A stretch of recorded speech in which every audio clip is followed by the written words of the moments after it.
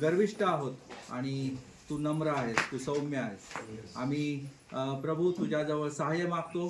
तुझी कृपा तू आम्हाला पुरव, तुझ्या पवित्र आत्म्याचं मार्गदर्शन तू आम्हाला दे आणि वचनातून तुझ्या या सर्व अद्भुत गोष्टी तू आम्हाला शिकवाव्यास असं कृपेने तू उद्या पहा. ही सर्व विनंती आमचा तारणारा प्रभू येशू ख्रिस्ताच्या प्रिय गोड नाव तुला सादर करतो म्हणून तू ऐक. आमेन. आपण मी आहे हे विधान बघत आहोत आणि पहिलं जे विधान आहे ते मी आत्ता घेणार आहे. ॲक्च्युली ते ओव्हरलॅप झालं काल. उशिरा आपण इथे पोचल्यामुळं जे पहिलं विधान आहे ते राहून गेलं आणि हे दुसरं ब्रदर अनुष यांनी घेतलं. ब्रदर अनुष यांचं देखील मी आभार मानतो. सुंदर रीतीने त्यांनी उलगडा केला. मी त्यांचे आभार मानतो आणि ब्रदर मंगेश यांचं देखील आभार मानतो की योहानाच्या पुस्तकाचं इंट्रोडक्शन त्यांनी दिलं. त्यासाठी प्रभूमध्ये मी त्यांचे आभार मानतो. आपण बघणार आहोत की ब्रेड ऑफ लाईफ, आपल्या जीवनाची भाकर जो ख्रिस्त आहे त्याच्याबद्दल बघणार आहोत. आणि मी विधान काय आहे कोणी सांगू शकेल का? मी विधान मी आहे हे काय पिक्चरमधला हिरो एखादा बोलतो तसं विधान आहे का? मैं हूँ डॉन किंवा मैं हूँ खलनायक नायक अशा टाईपचं ते काय विधान आहे का? नाही है ना, तसं नाही आहे ना. आणि त्यासाठी आपण योहानाचं शुभवर्तमान याचं 8वा अध्याय आणि 58वं वचन वाचूया.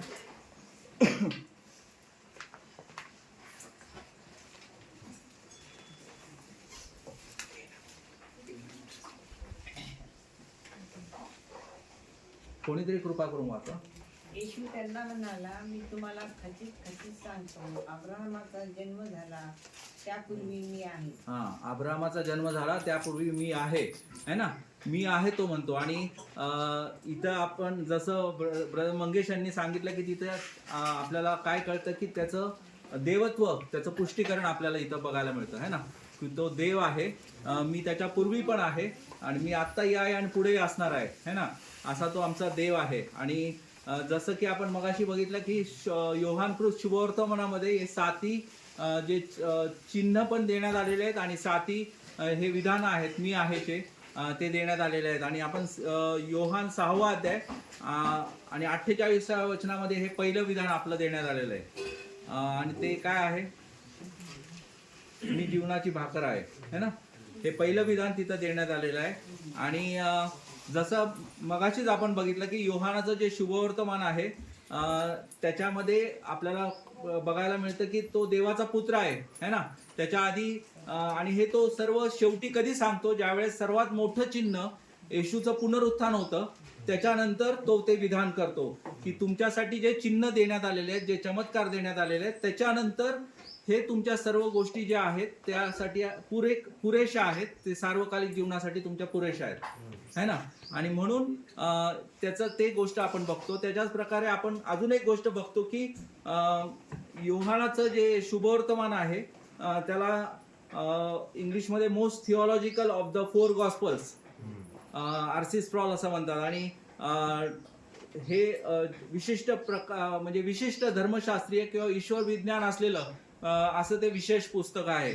आणि हे सिनॉप्टिक गॉस्पल नाहीये जसं की बाकीचे मत्तई, मार्क आणि लूक आहेत त्या प्रकारे हे शुभवर्तमान नाहीये. तर याच्यामध्ये विशेष असं येशू ख्रिस्ताचे जे त्याचे सेवा कार्य, त्याचं जीवन आणि त्याची मिनिस्ट्री याचं विशेष वेगळं स्ट्रक्चर आहे. ते आपण याच्यातून बघू शकतो. आणि ह्याच्यामध्ये पुढे जात असताना आपण त्याचं मागचं बॅकग्राऊंड आपण बघूया थोडक्यामध्ये. हे ज्यावेळेस तो म्हणतो की मी जीवनाची भाकर आहे, त्याच्या आधी काय झालेलं आहे? तर त्याच्या आधी येशूचं हे जे त्याच्या आधी काही संभाषण झालं, त्यांचं बरंचसं लांब संभाषण झालं. आणि त्याच्या आधी त्यांनी 2 गोष्टी केलेल्या, 2 गोष्टी झालेल्या बघतो आपण. एक म्हणजे 5000 त्यांनी जेवू घातलं, है ना. आणि दुसरं काय झालं तर त्याच्या आधी वलांडण सणाचं निवास मंडपाचं त्यांची मेजवानी किंवा त्यांचं सणाच्या त्या गोष्टी सर्व झालेल्या त्या आधी झालेल्या त्या बघतो आपण. आणि या दोन्ही घटना येशूसाठी ते जीवनाची भाकर असण्याचा अर्थ काय हे समजून देण्याचा ते संदर्भ आपल्याला सांगतात. आणि कशा रीतीने सांगतात ते बघूया आपण. निवास मंडपाचा जो सण आहे ते साजरा का करायचे तर येशू ख्रिस्त म्हणजे देवानी त्यांच्यावर जे उपकार केलेले आहेत, त्यांची जी काळजी घेतलेली आहे, त्याची आठवण करण्यासाठी तो सण साजरा करायचे, बरोबर. आणि इस्रायलाप्रती देवाने कशा रीतीने त्यांची काळजी घेतली आपल्याला सर्वांना माहिती आहे. कशी काळजी घेतली? त्या अरण्यातून, त्या मिस्रातून त्यांची सुटका केली. त्या अरण्यातून घेऊन जाताना त्यांची सर्व प्रकारे काळजी केली ना त्यांनी. आणि त्यांनी कशा रीतीने, त्यांना अन्न नव्हतं, पाणी नव्हतं, है ना. दिवसा त्यांना छाया म्हणजे प्रकाश आणि सूर्याचा त्रास होत होता, रात्री प्रकाश नव्हता. त्या सगळ्या गोष्टी त्यांना पुरवल्या. आणि त्यातील पहिली गोष्ट त्यांनी सगळ्यात काय पुरवली, तर त्यांना अन्न, है ना. आणि ती भाकर त्यांना पुरवली. आणि त्यांना काय म्हणावं त्यांना कळालं नाही, आणि म्हणून त्यांनी त्याला काय म्हटलं, मान्ना म्हटलं, है ना. आणि देवाच्या चांगुलपणाची ही आठवण स्तोत्र 78 मध्ये आपण बघू शकतो, 23 ते 25 मध्ये. आपण तिकडे जाणार नाही आहोत, परंतु या सर्व गोष्टी आपल्याला स्तोत्रामध्ये देखील पाहावयास मिळतात. जुन्या करारामध्ये वेगवेगळ्या ठिकाणी त्या पाहावयास मिळतात. आणि हे जीवनाची भाकर आहे येशू ख्रिस्त, हे उद्गार बोलण्यापूर्वी लोक काय करत होते, त्या ठिकाणी काय केलं लोकांनी, तर चिन्हाची मागणी केली त्यांनी अजून एकदा येशू ख्रिस्ताकडं. आणि हे यहुदी लोक काय करत होते, तर त्यांना वाटत होतं की मोशेप्रमाणे यांनी चमत्कार करून त्या पित्याकडून त्यांना मानना पुरवावा, अशा प्रकारे ते मागणी करत होते. आणि येशूने जे भविष्यातील चमत्कारिक कृत्यांद्वारे आपली ओळख सिद्ध करावी, अशी लज्जास्पद आणि निर्लज्ज किंवा मूर्ख मागणी ते करत होते, हे आपण बघतो. त्यांची स्वार्थी उत्सुकता तिथं आपण पाहतो, त्यांचा आत्मिक आंधळेपण आपण तिथं पाहतो. आणि जॉन केल्विन याच्यावर ते निरीक्षण करतात आणि ते असं म्हणतात की हा दुष्ट प्रश्न इतरत्र जे सांगितले आहे त्याचं सत्य स्पष्टपणे दर्शवितो. म्हणजे मागचे जे सगळं त्यांच्या अंतःकरणातील जे दुष्ट विचार आहेत ते स्पष्टपणे उघड करतात, अशा रीतीने जॉन केल्विन म्हणतात आपल्याला. आणि 5,000 जेवण घातल्यानंतर त्यांची अपेक्षा होती की त्यांनी अशाच रीतीने आम्हाला जेवण खाऊ घालावं, अशाच रीतीने आमच्या जे शारीरिक गरजा आहेत आम्हाला रोज खाऊ घालावं, आणि अशा रीतीची त्यांची इच्छा होती. परंतु 5,000 जेवण खाऊ घालणं हे त्यांनी फक्त त्या, जसं की त्यांनी इस्रायल लोकांची सुटका करताना त्यांना सर्व प्रकारचा जो पुरवठा केला, किंवा सर्व गोष्टींचा पुरवठा करणारा जो देव आहे हे कळण्यासाठी त्यांनी फक्त 5,000 जेवू घातलं. परंतु हीच मागणी ते पुन्हा पुन्हा करू लागले. आणि मग पहिला आपला मुद्दा आपण बघणार आहोत. 4 मुद्दे आपण बघूया. हे थोडंसं एक बॅकग्राऊंड मी सांगितलं तुम्हाला. आणि पहिला मुद्दा काय आहे, तर जी मानण्याची जी खऱ्या भाकरीशी तुलना आपण बघू शकतो. मानना जो होता त्याच्या खऱ्या भाकरीशी तुलना. आणि 32 आणि 33 वचन वाचूया आपण. 6वा अध्याय 32-33. कोणीतरी कृपा करून वाचा. यावरून येशू त्यांना म्हणाला, मी तुम्हाला खचित सांगतो, मोशेने तुम्हाला स्वर्गातून येणारी भाकर दिली असे नाही, तर माझा पिता स्वर्गातून येणारी खरी भाकर तुम्हाला देतो. कारण ती स्वर्गातून उतरते व जगाला जीवन देते, हीच देवाची भाकर होय. थँक्यू.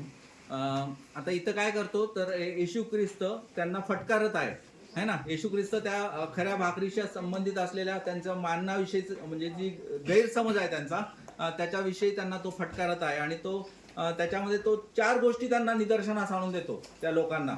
आणि तो काय करतो, त्या यहुदी लोकांना म्हणतो की पहिली गोष्ट की तुमच्या पूर्वजांना जी स्वर्गातून भाकर पुरवण्यात आली, तर ती मोशेनी नाही पुरवली, तर ती माझ्या स्वर्गीय पित्याने पुरवलेली. पहिली गोष्ट तो त्यांना सांगतो, है ना.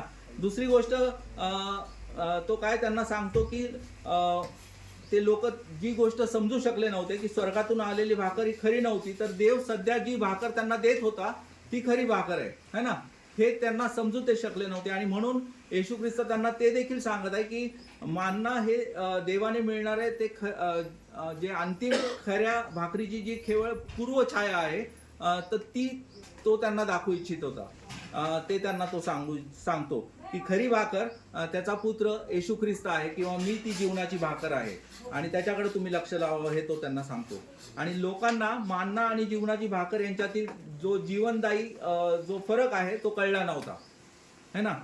मानना काय करत होतं, तर फक्त शारीरिक जीवन, तात्पुरतं पोषण त्यांचं करत होतं. आणि अरण्यातून त्यांना घेऊन जाण्यासाठी, त्यांना राखण्यासाठी त्यांना तो पुरवठा होता. परंतु जी जीवनाची भाकर आहे, तर ते काय करतं, तर आत्मिक जीवन जे येशू ख्रिस्ताच्या द्वारे आपल्याला जे सार्वकालिक जीवन प्राप्त होणार आहे ते आपल्याला ते पुरवतं किंवा ते आहे. आणि सगळ्यात मोठी चौथी गोष्ट त्यांना ती देखील कळाली नव्हती मानण्याच्या बाबतीत. त्यांचा गैरसमज असा होता की मानना हा फक्त इस्रायलापुरता स्वर्गातून आलेली ती भाकर आहे, हेच त्यांना तेवढंच वाटत होतं. परंतु जी भाकर जी आहे तर ती पूर्ण जगासाठी आहे, आपल्या प्रत्येकाला माहिती आहे. आणि ख्रिस्ताद्वारे या जगातील प्रत्येक विश्वास ठेवणाऱ्यासाठी ती भाकर आहे.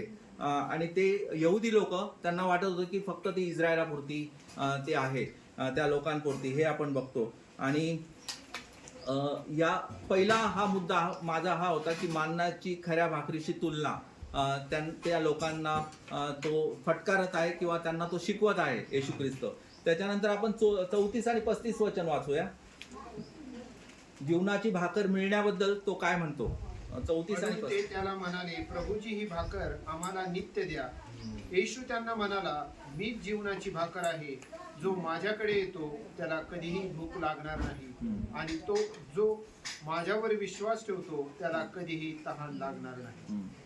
आणि या ठिकाणी आपण जे लिहिलेलं आहे त्याच्यावरून आपल्याला काय कळतं की फक्त शारीरिक गरजा त्यांनी पुरवाव्यात येशू ख्रिस्तानी, अशी त्यांची मागणी. आणि त्याच्यावरून आपल्याला पुन्हा एकदा त्यांचं काय आध्यात्मिक अंधत्व, आध्यात्मिक रीतीने ते किती अंध होते किंवा त्यांना काहीच समजत नव्हतं, या गोष्टी आपण पुन्हा एकदा पाहू शकतो. आणि 2 कोरिंथ 2:14 मध्ये आपल्याला माहिती आहे की जो नैसर्गिक जो मनुष्य आहे तो देवाच्या आत्म्याच्या गोष्टी समजू शकत नाही, है ना. त्याला साठी मूर्खपणाच्या आहेत, तो त्या समजू शकत नाही, हे आपल्याला प्रत्येकाला माहिती आहे. आणि तो जमावाचा जो आध्यात्मिक ज्ञानाचा जो अभाव आहे तो ओळखून येशू ख्रिस्त काय म्हणतो की तो म्हणतो की मी जीवनाची भाकर आहे, मी जीवनाची भाकर आहे. आणि आपण हे पण समजून घेऊया की जो मानना आहे, येशू ख्रिस्त त्यांना हे सांगू इच्छित होता की हा मानना आहे, ही भौतिक भाकर जी तुम्ही म्हणता, तर ती तुमची शारीरिक भूक देखील कायमची म्हणजे भागू शकत नाही. कायमची ती शारीरिक भूक देखील मानना भागू शकत नाही.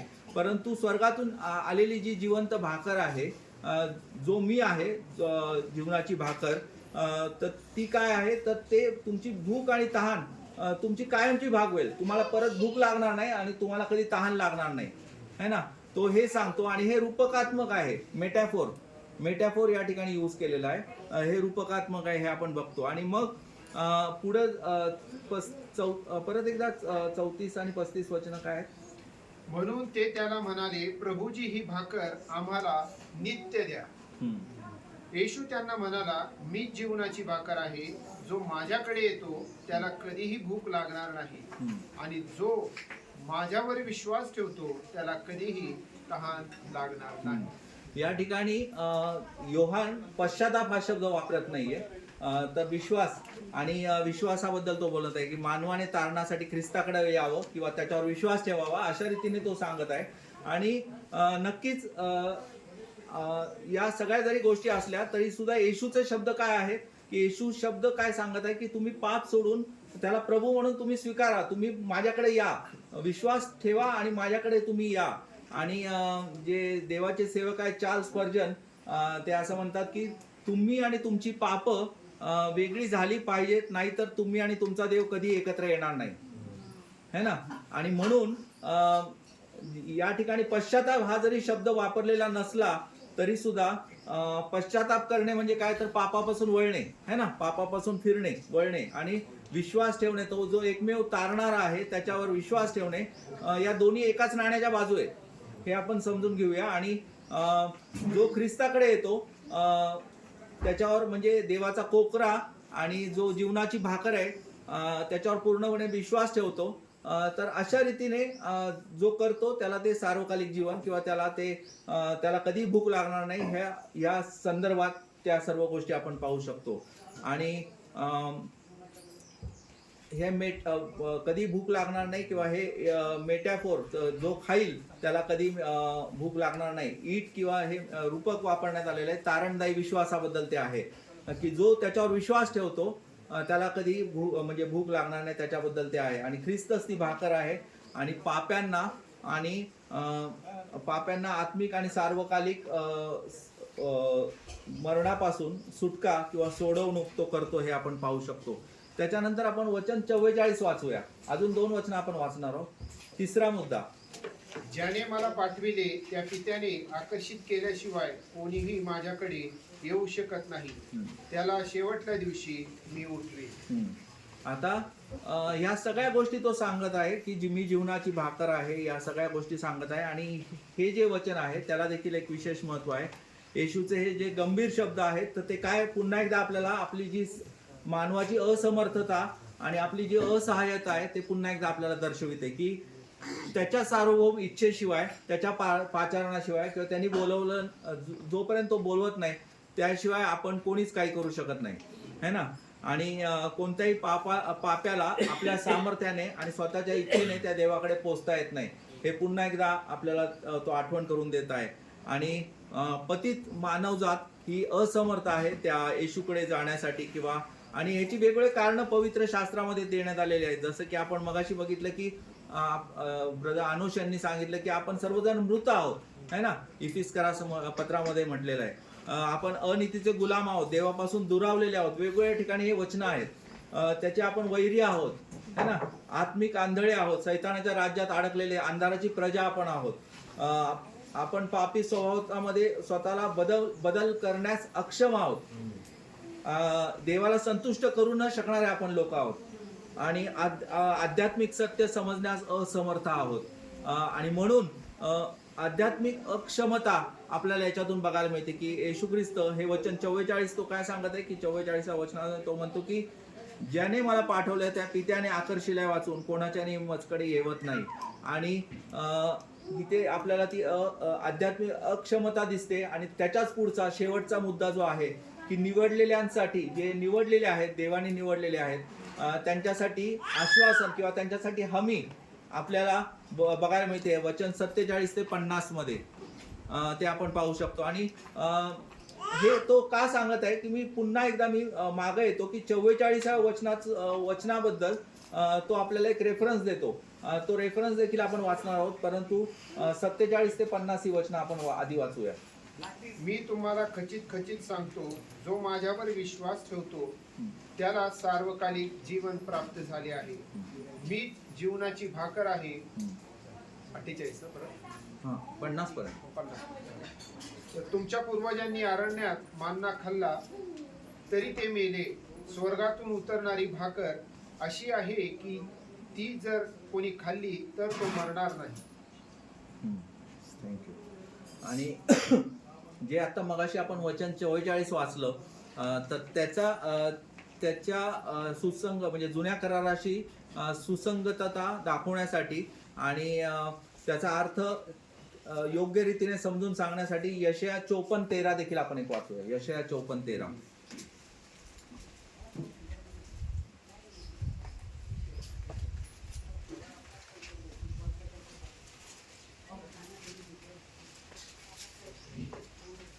तुझी सर्व मुले परमेश्वरापासून शिक्षण पावतील. तुझ्या मुलांना मोठी शांती प्राप्त होईल. आता तो काय म्हणतो की तुझी सर्व मुले तुझ्याकडून काय परमेश्वरापासून शिक्षण पावतील. आणि ज्या लोकांना तारण प्राप्त होते की किंवा जे निवडलेले आहेत, ज्यांना तो आकर्षून घेतो, त्यांना तो ते शिक्षण देतो, त्यांना तो शिकवतो. आणि त्याच्याद्वारे त्यांना ते सर्व सत्य उलगडतात आणि त्यांना त्या गोष्टी सत्य समजल्यामुळं ते त्याच्यावर विश्वास ठेवतात किंवा त्याच्याकडे ते जातात, हे आपण बघू शकतो. आणि देव त्याच्या वचनाद्वारे लोकांना शिकवतो. तो त्याच्या सार्वभौम इच्छेने त्या सर्व पुरुष आणि स्त्रिया त्याच्या पुत्रावर विश्वास ठेवण्यास तो त्यांना आकर्षितो, हे आपण याच्यातून शिकू शकतो. परमेश्वर त्याच्या लोकांना शिकवतो. आणि आपल्याला माहिती रोम 10, 14 आणि 17 मध्ये की विश्वास वार्तेने व वार्ता ख्रिस्ताच्या वचनाने होते, है ना. त्या वचनातून तो आपल्याशी बोलतो, तो आपल्याला शिकवतो आणि त्याच्याद्वारे तो आपल्याला आकर्षून घेतो. हे देखील आपण याच्यातून बघू शकतो. आणि महत्वाचं अभिवचन आपल्याला याच्यामध्ये बघायला मिळतं, जे 47 ते 50 आपण वाचलं की तो जीवनाची भाकर आहे. आणि आपल्याला काय अभिवचन मिळतं तर जो कोणी त्याच्यावर विश्वास ठेवतो त्याला सार्वकालिक जीवन प्राप्त होतं, है ना. त्या जीवनाची जी भाकर आहे त्याच्यावर विश्वास ठेवल्याने आपल्याला सार्वकालिक जीवन प्राप्त होतं. पित्याने आपल्या पुत्राबद्दल जे प्रगटीकरण दिलेले आहे ते आपण त्या वचनामध्ये पाहू शकतो. आणि म्हणून येशू त्याच्या शिक्षणाने लोकांना आठवण करून देतो की मीच जीवनाची भाकर आहे. तो आपल्याला सांगतोय ना की मीच जीवनाची भाकर आहे. आणि त्या मानण्यापेक्षा आणि त्या मोशेपेक्षा तो श्रेष्ठ आहे किंवा हे तो आपल्याला दाखवून देतो. तो जो मानना त्यावेळेस त्यांना पाठवला तो स्वर्गीय पित्याने पाठवला. आणि जरी मोशेने तो मोशेकडून तो प्राप्त झालेला होता तरी सुद्धा त्या मोशेपेक्षा सर्वश्रेष्ठ कोण आहे तर आपला येशू ख्रिस्त आहे. तो जो खरी जीवनाची भाकर आहे हे आपण पाहू शकतो. आणि अजून एक आपल्याला त्याच्यामध्ये हे बघायचं मिळतो की एक निवडलेल्यांसाठी आश्वासन आपल्याला अजून एक बघायला मिळतं की येशू पुन्हा एकदा त्याचं अद्भुत अभिवचन किंवा त्याचा पुनरुच्चार करताना आपण पाहतो तिथं. आणि तो म्हणतो की जे निवडलेले आहेत त्यांना शेवटच्या दिवशी मी उठवेन. जर तुम्ही हे सगळे पॅसेज वाचले तर तिथे अजून एक अभिवचन आहे की शेवटच्या दिवशी मी त्यांना उठवेन. आणि त्याच्याच पुढे अजून एक अभिवचन आहे की त्याच्याकडे आले आहेत किंवा पिता त्यांना पूर्णपणे राखील आणि त्यातील एकाचाही नाश होणार नाही, है ना. हे आपल्या प्रत्येकासाठी अभिवचन आहे की तारणाची खात्री आपल्याला तिथं प्राप्त होते. आणि आपलं तारण राखणारा हा आपला परमेश्वर आहे. आपण स्वतःच्या हिमतीवर ते करू शकत नाही. त्याची कृपा आपल्याला जरुरी आहे की त्याच्या कृपेनेच आपण ते करू शकतो. जी तारणाची ज्या साखळी आहे 9 ज्या गोष्टी आहेत त्याच्यातल्या सेकंड लास्ट 8वी जी कडी आहे तर ती काय आहे तर परसिव्हरन्स ऑफ सेंट्स, संतांचं राखलं जाणं. आणि त्या संतांना राखतो कोण तर आपला परमेश्वर राखतो. आणि त्याच्यानंतर मग आपलं गौरवीकरण होतं. त्याच्यानंतर आपण शेवटची कडी पूर्ण सॅल्वेशन जे कम्प्लीट होतं तर ते तिथं होतं. आणि म्हणून विश्वासणारे म्हणून आपल्यासाठी या आश्वासन आहेत किंवा त्या खात्री आहेत किंवा त्या हमी आहेत की जो कोणी त्याच्यावर विश्वास ठेवतो त्यांना सार्वकालिक जीवन प्राप्त होईल. त्या जीवनाच्या भाकरीवर विश्वास ठेवतो तो. त्याच प्रकारे शेवटच्या दिवशी तो त्यांना पुन्हा उठवेन. आणि तिसरी गोष्ट आपण बघितली की त्यांचा एकाचा एक नाश होणार नाही. जे ज्यांना त्या देवाने त्याच्या ख्रिस्ताच्या हातामध्ये दिलेलं आहे त्यांना आकर्षून घेतलेलं आहे त्या कोणाचाही नाश होणार नाही. आणि ही आपल्यासाठी फार मोठी आशा आहे. आणि म्हणून या सगळ्या गोष्टी ज्या आपण 4 गोष्टी मुद्दे बघितले की माननाची खऱ्या भाकरीची तुलना आपण बघितली. दुसरं आपण बघितलं की जीवनाची भाकर मिळणे काय आहे. ख्रिस्त काय सांगत आहे की जीवनाची भाकर मिळवण्यासाठी तुम्ही काय करणं गरजेचं आहे. कशा रीतीने तुम्ही विश्वास ठेवणं गरजेचं आहे. पापापासून वळणं गरजेचं आहे. आणि पापापासून वळून त्याच्यावर विश्वास ठेवणं गरजेचं आहे हे आपण बघितलं. आणि तिसरा मुद्दा बघितला की आध्यात्मिक अक्षमता आपण बघितली की आपण आध्यात्मिक रीतीने अक्षम आहोत त्या ख्रिस्ताकडे जाण्यासाठी. आणि चौथी गोष्ट आपण बघितली की निवडलेल्यांसाठी जे आश्वासनं देण्यात आलेले आहेत ते आपण बघितले. 4 गोष्टी आपण बघितल्या. आणि ज्यावेळेस आपण सुवार्ता प्रसार करतो तर त्यावेळेस आपण काय सांगणं गरजेचं आहे मग लोकांना. या जीवनाच्या भाकरीबद्दल आपण काय सांगू शकतो लोकांना. देवाचे सेवक डॉक्टर आर.सी. स्प्रॉल असं म्हणतात की evangelism is just one beggar telling another beggar where to find bread. है ना. म्हणजे सुवार्ता प्रसार म्हणजे फक्त एक भिकारी दुसऱ्या भिकारीला भाकरी कुठे मिळेल सांगणे आहे, है ना. आणि भिकारी आणि भाकरी हे दोन्ही रूपक आपण बघू शकतो इथं. आणि भिकारी कशा रीतीने तर आपण भ्रष्ट आहोत, नीतिमत्वाचे त्याच्याद्वारे आपण कंगाल आहोत किंवा दरिद्री आत्मिक दीन आहोत आपण, है ना. भिकारी आहोत तशा रीतीने.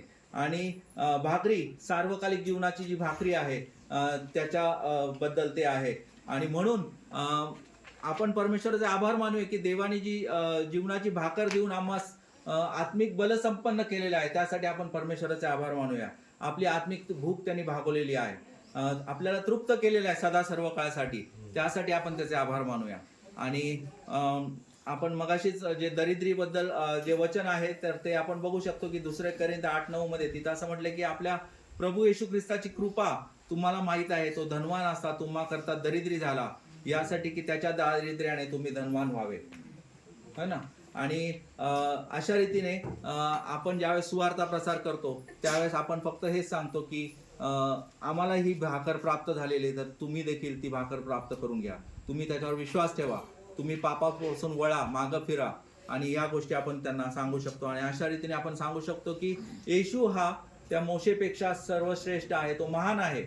तो he is a greater Moses है ना, हे देखील आपण पाहू शकतो. आणि मग शेवटी मी तुम्हाला विचारू इच्छितो प्रियांनो की काय तुम्ही त्या लोकसमुदायासारखं चिन्हांची मागणी करता का? मी आज तुम्हाला विचारू इच्छितो की देवाने आपल्याला ही जीवनाची भाकर दिलेली आहे, परंतु आज देखील त्या लोकसमुदायासारखं तुम्ही चिन्हांची मागणी करता का? काय तुम्ही त्या जीवनाच्या भाकरीचा अनुभव घेतला आहे का? त्या यहुदी लोकांप्रमाणे त्या जगिक भाकर आणि मान्नाच्या मागे आपण आहोत का? आणि जर तुम्ही त्या जीवनाच्या भाकरीचा अनुभव घेतला नसेल तर काय तुम्ही तो प्रयत्न करताय का की त्या पापापासून दूर राहून आपण त्या तारणाऱ्यावर विश्वास ठेवतो? आज आपण ह्या सर्व गोष्टींचा वर विचार करण्याची गरज आहे प्रियांनो. काय तुम्ही ती आशा बाळगून आहात का की जसा त्या इस्रायल लोकांचा त्या अरण्यात मान्ना खाऊनही नाश झाला, तसा माझा न होता शेवटच्या दिवशी ख्रिस्त मला उठवेल, हा आपण विश्वास धरतो का? ती आशा आपल्याला आहे का? मी शेवटी एक वचन तुम्हाला वाचायला सांगू इच्छितो. यहुदाचं पत्र 5वं वचन आपण वाचूया. प्रगटीकरणाच्या आधी आहे पुस्तक. तुम्हाला हे सर्व ठाऊकच आहे, तरी तुम्हाला ह्याची आठवण करून द्यावी अशी माझी इच्छा आहे. ते हे की प्रभूने मिस्र देशातून आपल्या लोकांना निभावून नेले आणि जे विश्वासहीन झाले त्यांचा नाश केला. म्हणजे देवानी त्या ठिकाणी इस्रायल लोकांमध्ये पण कितीतरी लोकांचा नाश केलेला आपल्याला माहिती आहे. जे निभावले कोण, तर ज्यांनी विश्वास ठेवला तेवढेच निभावले आणि बाकीच्यांचा नाश झाला. आणि म्हणून आपल्या प्रत्येकाला त्या जीवनाच्या भाकरीवर विश्वास ठेवणं गरजेचं आहे. त्या जीवनाच्या भाकरीकडे वळणं गरजेचं आहे.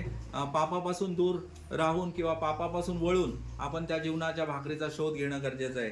आणि त्या सार्वभौम परमेश्वराकडे आपण त्यासाठी सहाय्य मागूया.